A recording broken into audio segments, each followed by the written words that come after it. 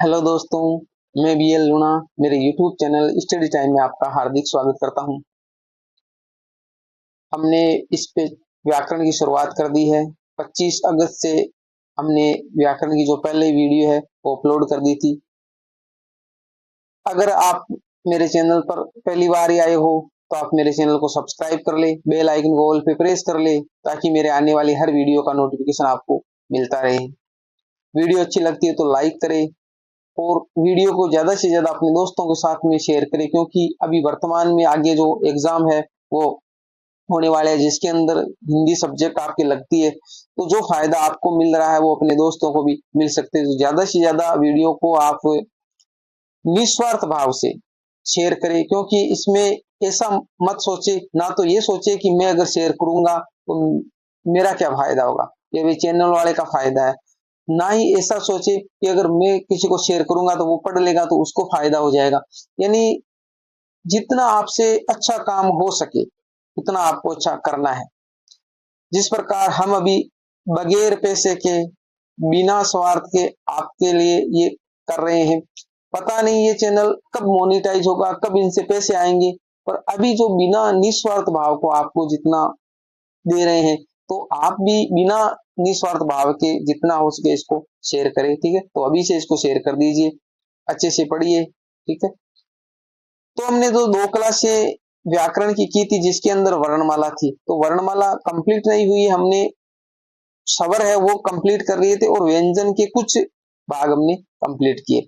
आज हम जो व्यंजन है उस व्यंजन में जो प्रयत्न के आधार पर व्यंजनों का जो वर्गीकरण किया गया उसके बारे में हम देखेंगे।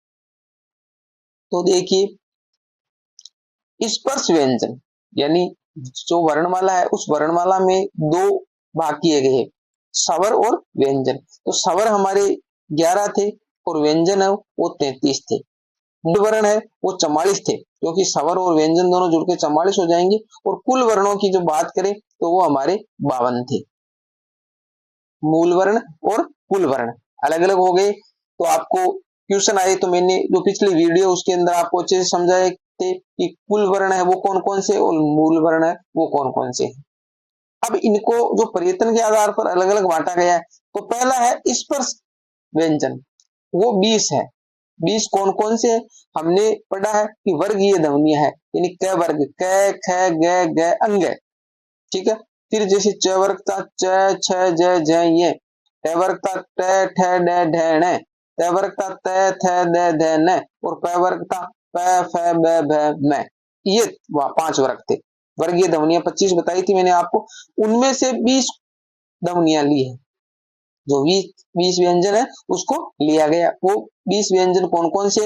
एक तो हमारा क वर्ग हो गया, तो क वर्ग में 5 आ जाते।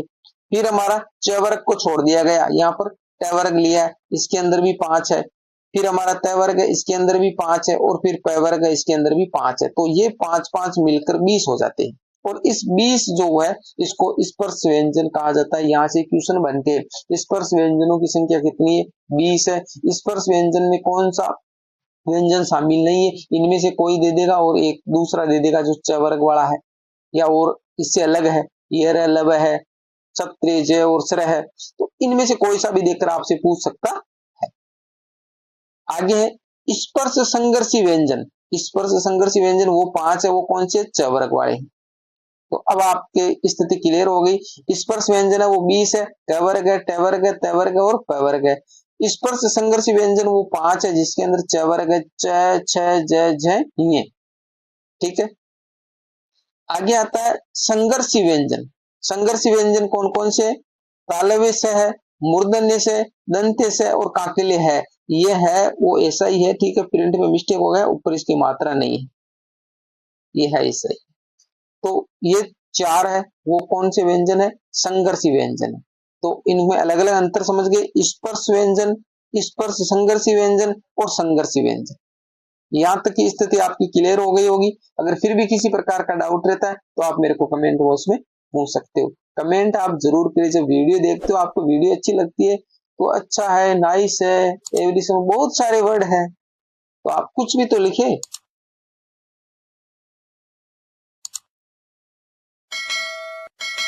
आगे है उत्क्षिप्त व्यंजन। उत्क्षिप्त व्यंजन है वो है ड और ढ। इसको फेंका हुआ भी बोला जाता है और उछलता हुआ भी बोला जाता है। ये ड और ढ कहने का मतलब हमने ये जो तीन प्रकार के जो है, एक तो हो गया जो ट ठ ड ढ ण वाली लाइन है उसके अंदर जो आता है वो ड है। एक वो है जिसको हम ड़ बोलते हैं, एक वो है जिसको हम अंग बोलते हैं। अंग कौन सा है?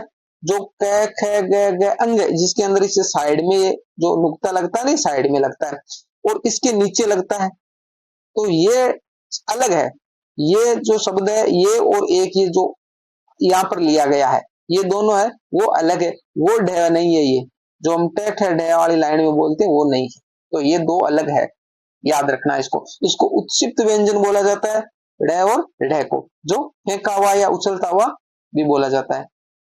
फिर आता है लुंठित व्यंजन, ये अकेला है र है वो लुंठित व्यंजन है, ठीक है। लुढ़कना और प्रकंपित व्यंजन, यानी जब इसको बोलते हैं तो कंपन होता है, जैसे हम बोलते हैं र, आप बोलिए र, आपकी जीभ में मुंह में कंपन हो रहा है। फिर आता है पार्श्विक व्यंजन, पार्श्विक व्यंजन है न स ल, नसल, तो न स और ल, इसको वर्तस्य व्यंजन भी बोला जाता है। इसके बाद में नासिके व्यंजन, नासिके व्यंजन कौन से? जो वर्गीय ध्वनियां, वर्गीय ध्वनियां कितनी थी? 25 थी। कौन से?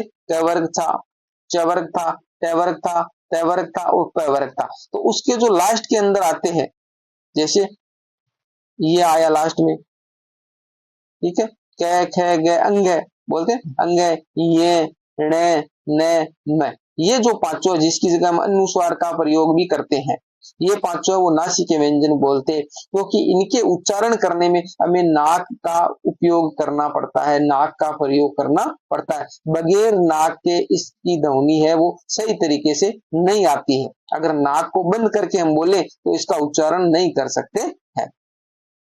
इनके स्थान पर अनुस्वार, ये अनुस्वार लगा हुआ है, इस प्रकार हम बिंदी लगाते, अनुस्वार का प्रयोग किया जा सकता है इन पांचों की जगह। अर्ध स्वर, जिसको ये और वह बोला जाता है, क्योंकि ये का निर्माण है वो ई से हुआ है और वह का निर्माण है वो ऊ से हुआ है, जो मैंने आपकी जो पीछे 2 क्लासें हुई वहां पर इसके बारे में बता दिया है। अगर आपने वो क्लासें नहीं देखी तो पहले जाकर वो क्लासें देखिए, 1 नंबर से शुरुआत करोगे तो ही अच्छे से समझ में आएगा। अगर आप ये 3 नंबर की क्लास है, इस 3 नंबर की क्लास में आए हो तो आपको अच्छे से समझ नहीं आएगा, इसलिए आप पहले वाली क्लास है वो उसको देखिए।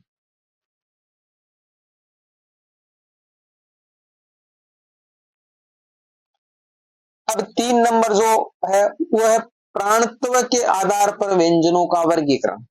प्राणत्व के आधार पर व्यंजनों का वर्गीकरण 2 भागों में किया गया, एक होता है अल्प प्राण और एक होता है महाप्राण। अल्प का मतलब छोटा होता है और महा का मतलब बड़ा होता है। इसमें अल्प प्राण के अंदर कौन कौन से व्यंजन है उसको शामिल किया गया है, महाप्राण है उसके अंदर कौन कौन से व्यंजनों को शामिल किया गया है। तो अल्प प्राण है उसके अंदर 1, 3 और 5, इसका मतलब आप नहीं समझे होंगे, मैं बता दूं। आपकी जो वर्गीय ध्वनियां है, वर्गीय ध्वनियां कितनी थी? 25 थी। वर्गीय ध्वनियां कितनी थी? 25 थी। उसके अंदर हमारे जैसे हम लिख रहे हैं क, है, ग, घ और अंग, इस प्रकार लिख रहे थे। तो इसके अंदर इस ऐसा का ऐसा, जैसे च, छ, ज, झ ये चलेगा, फिर ट, ठ, ड, ढ, ण चलेगा। तो इसके अंदर 1 नंबर पे कौन आ रहा है? ये 1 नंबर हुआ, ये 2 नंबर हुआ, ये 3 नंबर हुआ, ये 4 नंबर हुआ और ये 5 नंबर हुआ। समझ गए यहाँ तक? अब इसके अंदर देखो, 1 नंबर का मतलब हो गया हमारा क, 3 नंबर का मतलब हो गया ग और 5 नंबर का मतलब हो गया अंग। ये जो 3 व्यंजन है, इसी प्रकार च आ जाएगा, फिर छ को छोड़ना है ज आ जाएगा, ठीक है, फिर झ को छोड़ना है ये आ जाएगा। इसी प्रकार इन पांचों में चलेगा, जो क वर्ग, च वर्ग, ट वर्ग, त वर्ग और प वर्ग है, उन पांचों में इस प्रकार चलेगा। तो इनमें 1, 3, 5 यानी क, ग और अंग, एक तो ये हो गए। फिर ये रे लव, ये रे लव हो गए जो अंतस्थ व्यंजन कहलाते। और समस्त स्वर, समस्त स्वर का मतलब ए, आ, ई, उ, री, ए, ऐ, ओ, औ और अंग, जो हम लास्ट में जो बारकड़ी बोलते हैं ना, वो अंग है। समझ गए यहां तक? तो ये जो सारे हैं व्यंजन, इसको हम अल्प प्राण में शामिल करेंगे। फिर आता है महाप्राण। महाप्राण में कौन से शामिल करेंगे? वही जो वर्ग है, उस वर्ग का दूसरा और चौथा, क्योंकि 1, 3, 5 तो हमने वहां ले लिए, अब बचा कौन सा भाई? एक तो ये दूसरा बच्चा है और एक ये चौथा बच्चा है। तो ख और घ, पहली लाइन में ख और घ आ जाएगा, दूसरी लाइन में छ और झ आ जाएगा। तो ये जो दो है, ये वर्गीय ध्वनियों के, इसको महाप्राण में लेंगे। और तालव्य से, मूर्धन्य से, दंत्य से और काकल्य है, ये जो है 3 से और एक है, इसको भी हम महाप्राण में शामिल करेंगे। और एक होता है अंग अह, तो ये अह है ना, वो जिसके विसर्ग लगा हुआ है, इसके अनुस्वार लगा हुआ है, इसके अनुस्वार लगा हुआ है और इसके विसर्ग लगा है। अनुस्वार लगा है उसको अलग प्राण में शामिल करेंगे और जिसके विसर्ग लगा उसको महाप्राण में शामिल करेंगे। तो अलग प्राण और महाप्राण के बारे में आप समझ गए होंगे कि जो व्यंजन है और जो स्वर है, इनको हम किस प्रकार उसमें शामिल करते हैं। आगे देखिए, एक बार थोड़ा नीचे वाला इरेज करता हूं। अब बात करते हैं घोष। घोष के आधार पर व्यंजनों का वर्गीकरण। अब घोष का मतलब क्या होता है? गूंज होता है, नाद होता है, कंपन होता है, तरंग होता है, लहर होता है, ये सारे इसी के नाम है। इसको भी 2 भागों में विभाजित किया गया है, एक होता है अघोष और एक होता है सघोष, जिसको घोष भी बोल देते और सघोष भी बोल देते। जिस प्रकार अल्प प्राण और महाप्राण था, उसी प्रकार इनके भी 2 भाग है, घोष और अघोष।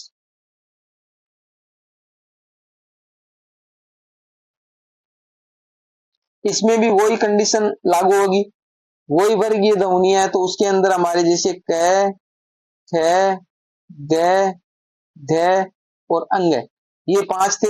इन 5 में से जो आगे वाले 2 है, 1 और 2, तो क और ख हो गया। तो क और ख इसको शामिल किया गया है अघोष में, क और ख उसको इसमें शामिल किया है अघोष में। इसको आपको याद करना पड़ेगा, अच्छे से याद करना पड़ेगा। यहाँ से क्वेश्चन आते और अक्सर लड़कों के क्वेश्चन है, स्टूडेंट है, उनके गलत हो जाते, अच्छे से पढ़ के नहीं जाते, तो वहां कंफ्यूजन पैदा होता है कि कौन सा घोष था, कौन सा घोष था। तो आपको अच्छे से याद करना है, जो 1 और 2 है उसको हमारे को किसके अंदर लेना है? अघोष के अंदर लेना है। इसको मैं थोड़ा आपको ट्रिक तो नहीं कह सकते, पर थोड़ा आपको समझने के लिए मैं बता देता हूं कि देखिए भाई, हम शुरुआत कर रहे हैं क, ख, ग, घ, अंग, शुरुआत यहां से कर रहे हैं, यहां से शुरू हुआ। इधर हम जो स्वर होते हैं उसकी शुरुआत कहां से करें? ऐसे कर रहे हैं, तो यहां पर नाम आ रहा है अघोष, नाम आ रहा है अघोष। अब अघोष नाम आ रहा है, तो अघोष नाम आ रहा है तो हमारे क्या होगा भाई? पहले है वो कौन सा आ जाएगा? 1 और 2 आ जाएगा, अघोष में 1 और 2 आ जाएगा। आ गया तो आपको क्रम याद रह जाएगा। अब जो पीछे बचा तीसरा, चौथा और पांचवा, उसको हमें घोष में ले लेना है, उसको घोष में ले लेना। ये रहे घोष में और ये घोष में। अब जो स है, तालव्य से, मूर्धन्य से और दंत्य से, इन तीनों को हमारे को अघोष में लेना है। और इधर क्या बच गया? इसमें है रह गया, तो उस है को नीचे ले आना है, उसको सघोष में रखना है। ये लव है, उसको सघोष में रखना, और समस्त स्वर है उसको सघोष में रखना। ऐसा का ऐसा जो ऊपर हमने देखा था ना, उसमें भी ऐसा ही हो रहा था। देखिए एक बार वापिस, अल्प प्राण है तो अल्प प्राण ऐसे स्टार्ट हो रहा है, तो शुरुआत हमारी ऐसे हो रही है, तो अल्प प्राण तो उसके अंदर 1, 3 और 5 है, वो ले लेने। और महाप्राण है, यानी 1 से शुरुआत हो रही है, तो शुरुआत 1 से हो रही है। इधर में भाई गिनती में हम शुरुआत 1 से करते हैं और स्वरों में ऐसे करते हैं, तो इधर आ रहा है अल्प प्राण में, तो इधर 1, 3 और 5 इधर आ जाए। थोड़ा तो आपको याद रखना पड़ेगा भाई, 1, 3, 5 रखने हैं या फिर 1 या 2 रखना है। तो घोषवाड़े में 1 और 2 रखना है और उसके अंदर 1, 3, 5 रखना है। इस प्रकार थोड़ा सा आप दिमाग लगाओगे तो आपके आ जाएगी। दूसरी बात, अलग प्राण, अलग प्राण का मतलब छोटा होता है, और जो यरलव होते हैं उनको बोलने में कम टाइम लगता है, और जो महाप्राण होते हैं वो बड़े होते हैं। और जो सहन वाले, क्योंकि इसको हम उष्मीय ध्वनियां भी बोलते हैं। उष्मीय ध्वनियां क्यों बोलते हैं? क्योंकि उनके बोलने में हवा गर्म हो जाती है, और गर्म कब होती है? जैसे मान लिया गाड़ी है, गाड़ी गर्म कब होती है? जब उसको स्पीड में चलाते हैं, तेज भगाते हैं, या उस पर लोड होता है, तब गर्म होती है। तो कहने वाला महा का मतलब बड़ा हो गया, तो लोड है। तो लोड वाले जो सारे वर्ण है, तो तालव्य से, मूर्धन्य से, ये स वाले सारे जो उसमें व्यंजन वो उसके महाप्राण में रखने, फिर ये जो बचा उसको उधर कर देंगे। तो थोड़ा सा ज्यादा दिक्कत वाली बात नहीं, थोड़ा सा दिमाग लगाओगे हो जाएगा सारा।